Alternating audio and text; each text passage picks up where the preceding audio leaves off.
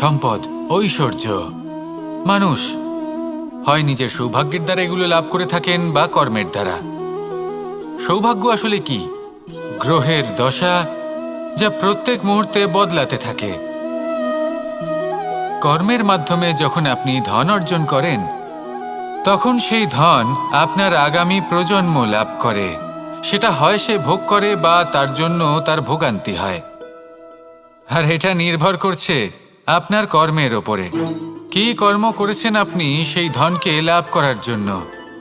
যদি আপনি সৎ পথে চলেন, নিষ্ঠা ভরে আপনি কর্ম করে থাকেন এবং তার ফলে আপনি ধন অর্জন করে থাকেন, তাহলে আপনার আগামী প্রজন্ম সেটা ভোগ করবে, সেটা প্রয়োগ করবে নিজের বিকাশের জন্য।